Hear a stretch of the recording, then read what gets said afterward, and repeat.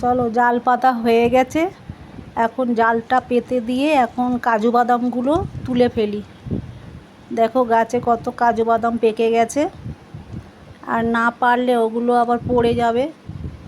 চলো এবার মাছটা দেখো, জালটা তুলছি, কত মাছ এবার দেখাবো কি কি মাছ পড়েছে তোমাদের। দেখো একটা কাঁকড়া পড়েছে, কই মাছ পড়েছে। কাঁকড়াটা তো ছেড়েই চলে গেল, যাকগে একটা কাঁকড়া নিয়ে কি হবে, তো পালিয়েছে। তো এটা কই মাছ ছাড়াচ্ছে আমার হাজব্যান্ড। চলো দেখো কত মাছ পড়েছে জালে।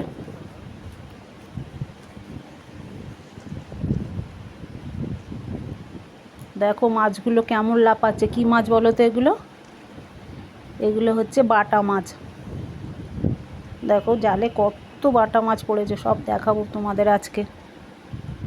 ওদিনকে তো দেখাতে পারিনি, ভিডিওটা অনেক বড় হয়ে যাবে, সেই জন্য তো আজকে দেখাবো কত মাছ ধরছি।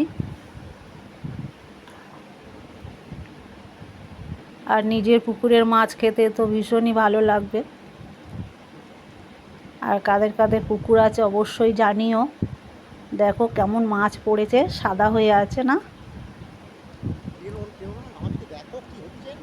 আমি তো মাছ ছাড়াতে পারি না, আমি জালটা ধরে আছি, আর আমার হাজব্যান্ড দেখো মাছগুলো ছাড়াচ্ছে।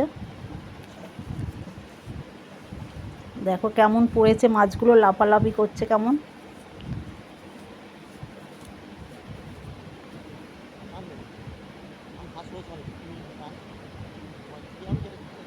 এটা বাটা মাছের জাল ছিল, সেই জন্য শুধু বাটা মাছই পড়েছে।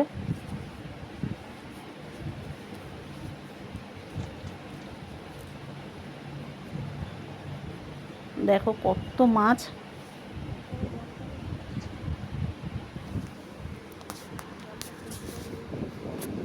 নিজের পুকুরের মাছ খেতে কার না ভালো লাগে বলো? দেখো কেমন মালার মতো হয়ে আছে না?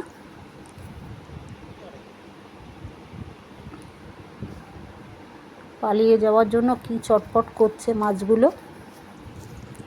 দেখো মাছগুলো ধরে নিয়ে এসেছি, গামলার মধ্যে দিয়েছি। দেখো সব কিছু কিছু মরেও গেছে,